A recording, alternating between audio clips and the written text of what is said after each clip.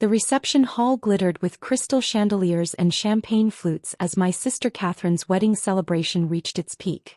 I stood near the dessert table, nursing a glass of sparkling water, watching my family work the room with practiced ease. Every few minutes, someone would glance my way with a mixture of pity and embarrassment, as if my mere presence was a social liability they had to manage. "That's Alexandra," I heard my Aunt Patricia whisper to a woman in an expensive pearl necklace. "Catherine's younger sister. Such a shame she couldn't make anything of herself. The family's tried everything, but some people just don't have ambition." I took another sip of water and checked my phone. 11:47 p.m. The Wall Street Journal's Sunday edition went live online at midnight. My publicist had confirmed the embargo lift time 3 days ago. 13 minutes until the article published. Catherine appeared at my elbow, radiant in her custom wedding gown. Her smile was tight around the edges as she guided me slightly away from the main cluster of guests. "Alex, could you maybe stay near the back for the rest of the evening?" Her tone was apologetic but firm. "Richard's parents are very traditional, very accomplished. His father is a federal judge, his mother is a hospital administrator. They're asking questions about you and it's just awkward." "Awkward," I repeated neutrally. "You know what I mean." Catherine glanced over her shoulder at her new in-laws, who were indeed watching us with poorly concealed curiosity. "They asked what you do and I didn't know what to say. You're 26 and you don't have a real job, you don't have an apartment, you barely own anything.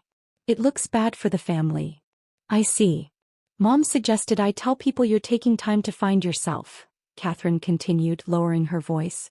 "But Richard's mother is very practical. She doesn't understand finding yourself as a career choice. So I just said you were between opportunities. That sounds better than unemployed, right?" I smiled slightly. "Much better. Don't be like that." Catherine's expression shifted to frustration. "You could have tried harder, Alex. You have a degree from a good school. Dad offered to get you an interview at his firm. Uncle James said he could find you something in marketing. But you turned down every opportunity and now here we are at my wedding, and I have to explain why my little sister is a professional failure." "Is that what you told them?" I asked. "That I'm a professional failure?" Catherine had the grace to look uncomfortable. "I said you hadn't found your path yet. But yes, Richard's family is very success-oriented. They wanted to know about everyone's accomplishments. David just made vice president at his investment bank. Cousin Michelle is a partner at her consulting firm. And you're between jobs," I supplied. "Exactly." Catherine looked relieved that I understood. "So if you could just keep a low profile for the rest of the night, that would really help. Maybe leave before the after party? Richard's colleagues are all coming and they're all very successful." She swept away before I could respond, immediately resuming her role as the perfect bride, laughing at someone's joke with practiced charm. I checked my phone again. 11:51 p.m.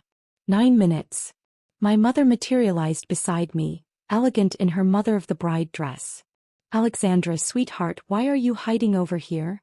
Her voice carried that particular tone of cheerful disappointment she'd perfected over the past few years. "Come meet some of Catherine's new family. Though perhaps don't mention the job situation. We're telling people you're exploring your options." "Exploring my options," I echoed. "That's creative." "Well, what should we say?" Mom's smile faltered. "That you've been unemployed for 3 years? That you spend all your time traveling to who knows where, doing who knows what? That would be honest, but it's not exactly impressive dinner conversation." "I suppose not. Your father and I have been very patient," Mom continued.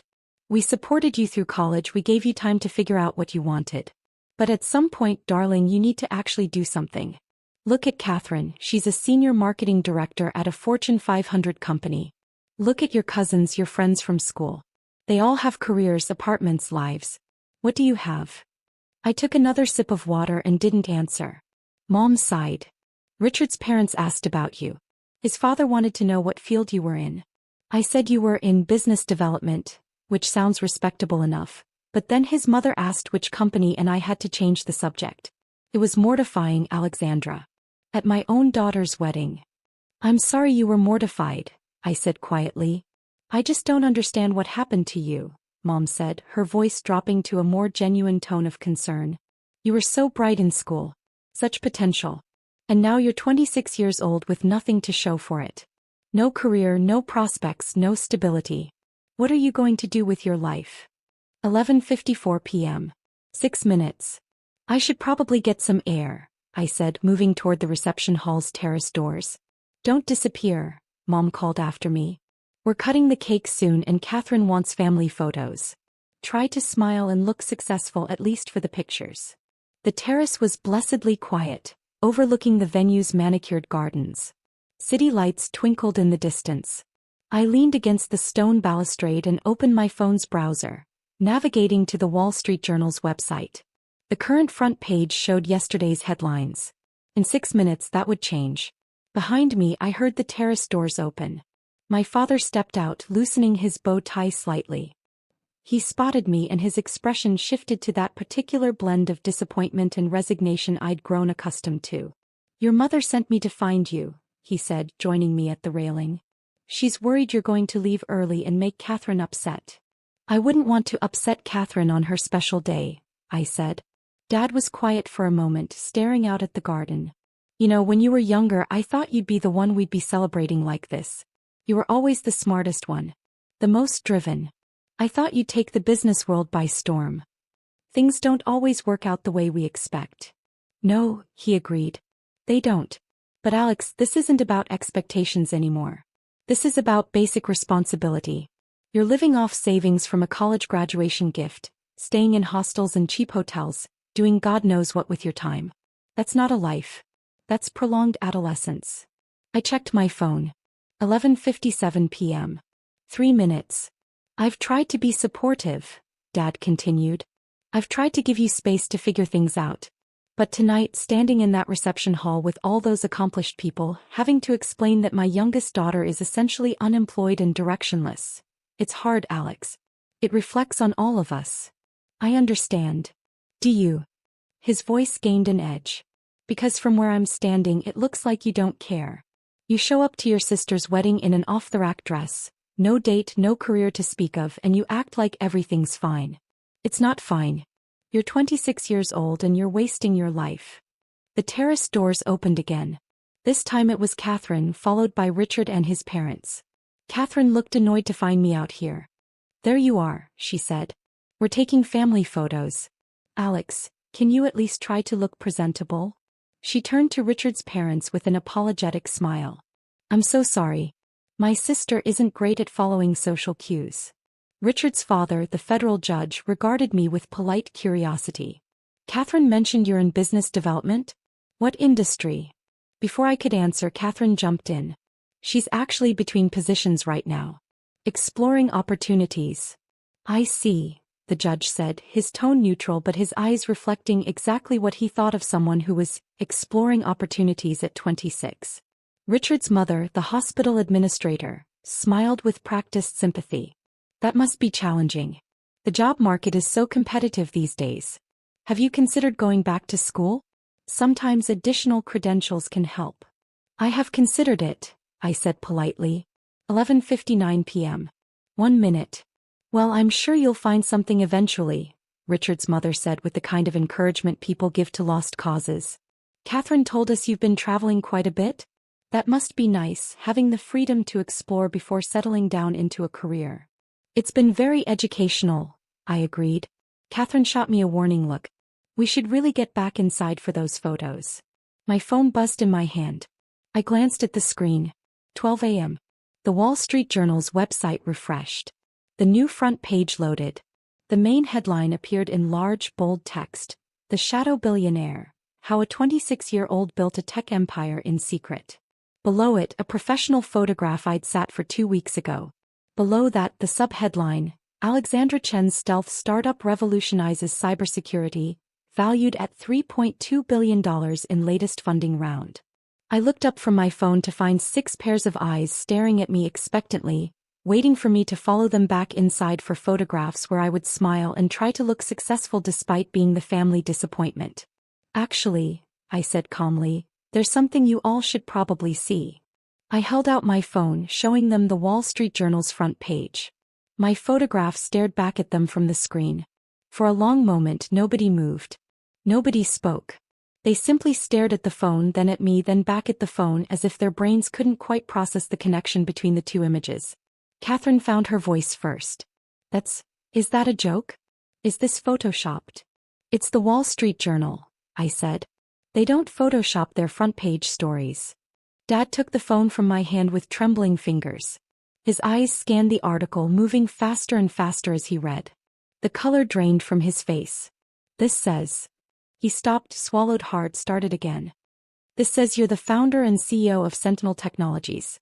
That you developed a revolutionary AI-driven cybersecurity platform that's now protecting 70% of Fortune 500 companies. 73% as of last month, I corrected gently. We signed 3 new contracts last week. Mom leaned over Dad's shoulder, reading the screen. Her hand went to her mouth. It says your company is worth over $3 billion. Says you're worth. Alexandra, it says your personal net worth is estimated at $1.4 billion. That's conservative, I said. My financial advisors put it closer to $1.6 billion after the last funding round. Complete silence on the terrace. Inside, I could hear the wedding band playing, guests laughing, the clink of champagne glasses. Out here, 6 people stood frozen, trying to reconcile what they'd believed about me with what they were reading on the screen. Richard's father, the judge, was the first to recover. This is from today? This just published. About 2 minutes ago, I confirmed. The embargo lifted at midnight. By tomorrow morning, it'll be in the print edition. CNN is running a segment at 6 a.m. Bloomberg at 7. CNBC is doing a full-hour special tomorrow afternoon. But Catherine's voice was barely a whisper. You said you were traveling. You said you didn't have a job. You let us think. I said I was traveling for work, I corrected. You assumed that meant I was unemployed and backpacking through Europe. I was actually meeting with clients, investors, and strategic partners in 14 countries. And I never said I didn't have a job. You just never asked what my job actually was. You lied to us, Catherine said, her voice rising. I answered every question you asked honestly, I replied. When you asked what I did, I said I worked in technology and security. When you asked why I traveled so much, I said it was for business meetings. You heard what you wanted to hear. Dad was still scrolling through the article, his face growing paler with each paragraph. This says you started the company 4 years ago with $200,000 you raised from angel investors. That you developed the core technology yourself. That you now have 800 employees across 4 continents. 940 employees as of last week, I said. We just opened a new development center in Singapore. Mom's hands were shaking. Why didn't you tell us? Why did you let us believe that you were a failure? I supplied. Because that's what you wanted to believe. It was easier to assume I was directionless than to ask questions about what I was actually doing. Every time I came home, you made jokes about me being unemployed. You told your friends I was finding myself. You introduced me as your daughter who hasn't quite figured things out yet. I stopped correcting you after a while. Richard's mother found her voice. But the way you're dressed, the way you act, you don't look like a billionaire CEO. What does a billionaire CEO look like? I asked, genuinely curious. This is a reception dress I bought because Catherine wanted everyone to wear cocktail attire. I don't generally attend weddings in business suits. And I act like myself, which is apparently disappointing to some people, but it's authentic. Inside the reception hall, I could see guests starting to check their phones. The Wall Street Journal article was beginning to circulate on social media. Within minutes, everyone at the wedding would know. Catherine seemed to realize this at the same moment. Her face went from pale to red. Everyone's going to see this. Everyone's going to know that I told them you were unemployed. That we treated you like a failure, I finished. Yes, they're going to know that. You did this on purpose, Catherine said, anger breaking through her shock. You timed this to drop during my wedding. You're trying to ruin my special day. Your wedding is on Saturday, I said calmly. The Wall Street Journal always releases its Sunday edition at midnight on Saturday. I didn't choose the timing, the editorial calendar did. Though I admit the synchronicity is somewhat poetic. Dad was still holding my phone, still reading, his expression shifting between shock, confusion, and something that might have been shame. You testified before Congress last year. You met with the Secretary of Defense. You've advised the White House on cybersecurity policy. 3 times, I confirmed. Most recently about protecting critical infrastructure from state-sponsored attacks. And you never mentioned it, Mom said. Not once. You came home for Thanksgiving and let us make jokes about you needing to find a real job, and you never said a word. What would you have believed? I asked. If I'd told you at Thanksgiving that I was advising the White House, would you have taken me seriously? Or would you have assumed I was exaggerating, trying to make myself sound more important than I was? Neither of them answered. The terrace doors burst open. My cousin David appeared, phone in hand, eyes wide. Alex, tell me this isn't real. Tell me you didn't actually. He stopped, seeing everyone's faces. Oh my God. Real. You're actually a billionaire, I finished. Yes, David. I'm actually a billionaire. Behind him, more family members were emerging onto the terrace, all holding phones, all wearing expressions of shock and disbelief. Aunt Patricia, Uncle James, Cousin Michelle. They crowded around, voices overlapping. The Wall Street Journal says, your company is worth billions. You're on the Forbes list. How did we not know? I let them babble, watching the reality sink in. Inside the reception hall, I could see more guests checking their phones, pointing, looking around for me. The news was spreading like wildfire through the wedding. Catherine's wedding planner appeared, looking frazzled. Miss Chin? There are reporters at the front gate. 3 news crews just arrived. They're asking for Alexandra Chin. Should I call security? That would be my security team, I said. I asked them to stay outside unless I needed them. Let them know everything's fine. The reporters can wait. Your security team, Catherine repeated numbly. I'm worth over $1 billion, I said. My board insisted on proper security after we went public with our Series D funding. There have been threats, kidnapping concerns, the usual complications that come with highly visible wealth. My phone started buzzing continuously with incoming notifications. I took it back from my father and silenced it. I have 43 missed calls, I observed. CNN, NBC, CBS, Fox Business, Bloomberg, Forbes, Fortune, TechCrunch, and about a dozen others. Plus 217 text messages. My publicist is probably having a heart attack right now. I told her I'd be unavailable during my sister's wedding, but I don't think she anticipated this level of immediate response. Your publicist, Mom echoed faintly. Margaret Hayes, formerly VP of Communications at Tesla. She's very good. Expensive but worth it. I glanced at my phone again. She's texted me 14 times in the past 3 minutes. Apparently the article is trending #1 worldwide on social media. The hashtag #ShadowBillionaire is already viral. Uncle James stepped forward, his earlier condescension replaced by calculating interest. Alex, sweetheart, we should talk. I have some investment opportunities that might interest someone with your kind of capital. No, I said simply. But you haven't even heard. No, I repeated.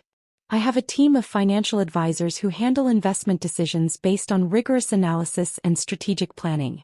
I don't make billion-dollar decisions at family weddings based on pitches from relatives who called me directionless 3 hours ago. He flinched like I'd slapped him.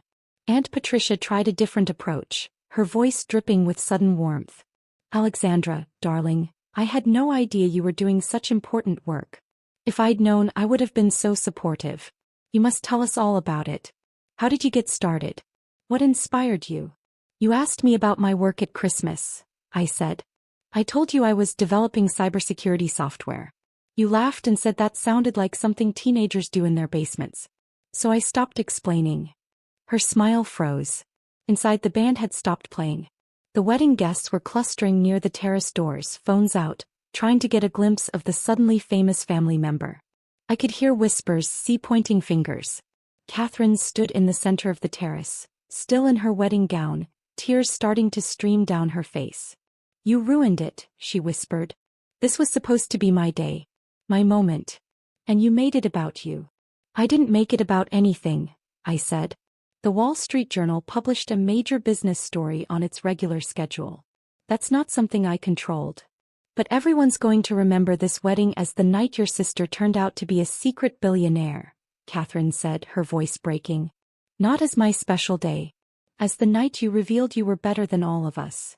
I'm not better than anyone, I said quietly. I'm just successful at something you didn't bother to ask about. Richard stepped forward, putting a protective arm around Catherine. His earlier friendly demeanor had vanished, replaced by something harder. I think you should leave. You've caused enough disruption.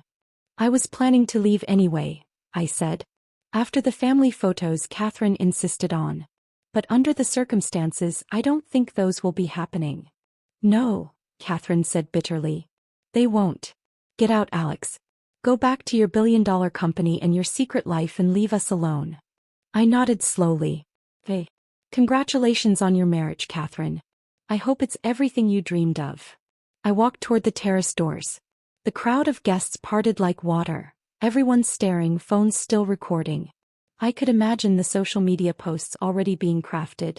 Was at a wedding when we discovered one of the guests was a secret billionaire. My father's voice stopped me at the doors. Alexandra. Wait. I turned. He stood at the center of the terrace, still holding my phone displaying the Wall Street Journal article, looking 10 years older than he had an hour ago. I'm sorry, he said. We're sorry. We should have believed in you. We should have asked more questions. We should have. He trailed off, unable to find the words. You should have treated me like I mattered even when you thought I was unsuccessful, I said. That's what you should have done. But you didn't. You measured my worth by your definition of success. And when I didn't meet it, you decided I was worth less than the rest of the family. That's not fair, Mom protested. We were trying to motivate you. You were trying to shame me into conforming to what you thought my life should look like, I interrupted. There's a difference. Motivation comes from belief. What you gave me was disappointment dressed up as concern. I opened the terrace doors. Outside, I could see my security team moving into position. The black SUVs were pulling up to the front entrance. News vans lined the street beyond the venue gates.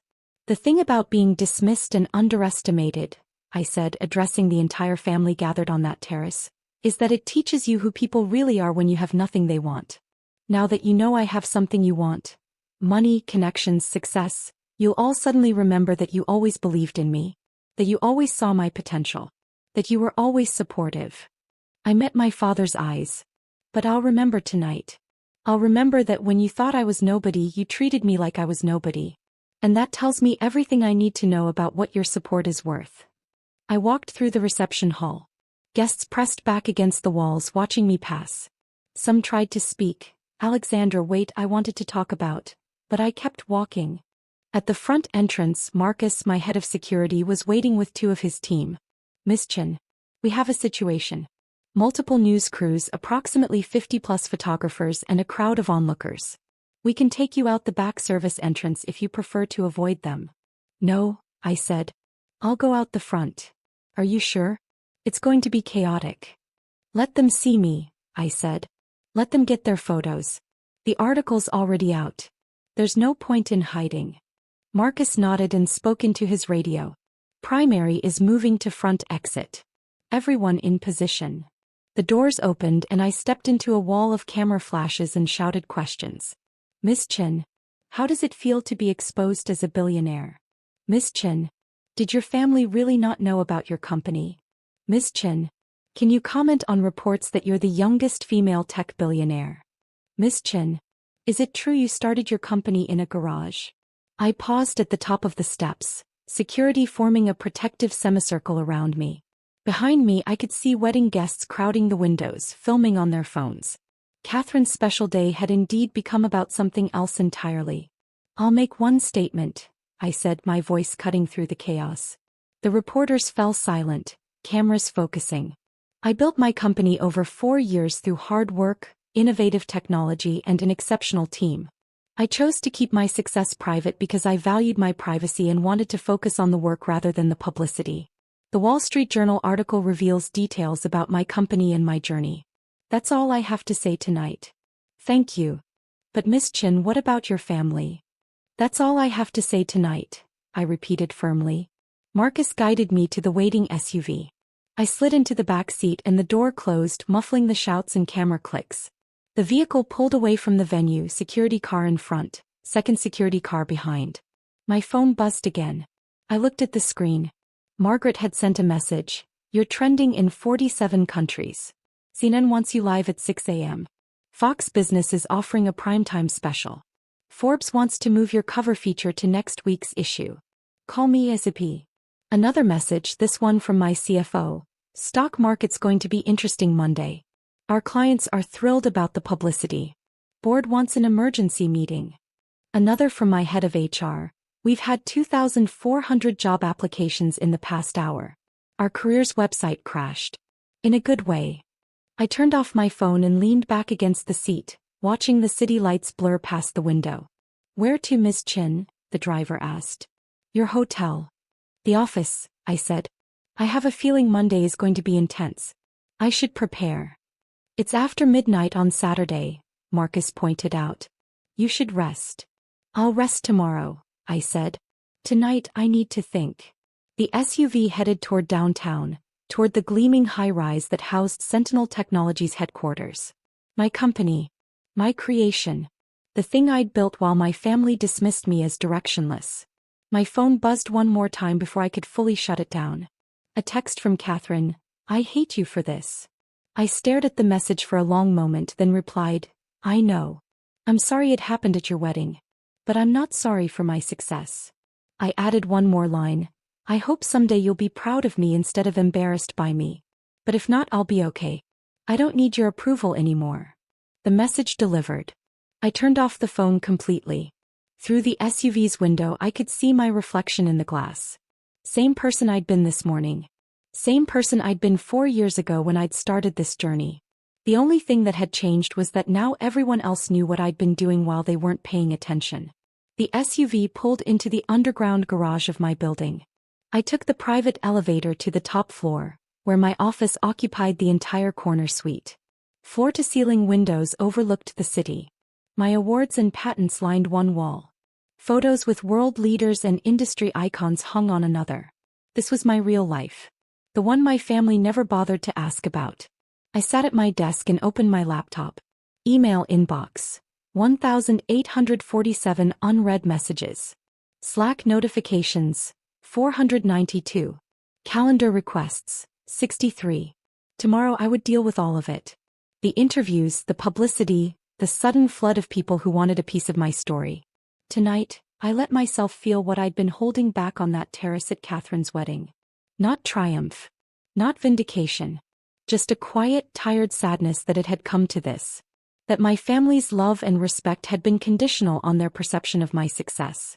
That they'd only valued me once the world told them I was valuable. But also something else. Something stronger. Relief. Relief that I no longer had to pretend. Relief that I could finally stop answering vague questions with vaguer answers. Relief that I'd proven, at least to myself, that I didn't need their belief to succeed. The city stretched out below my windows, millions of lights twinkling in the darkness. Somewhere out there, Catherine's wedding was probably still going, guests gossiping about the dramatic revelation. Somewhere out there, my parents were trying to process how they'd gotten everything so wrong. Somewhere out there, news vans were preparing their morning segments about the shadow billionaire who'd been hiding in plain sight.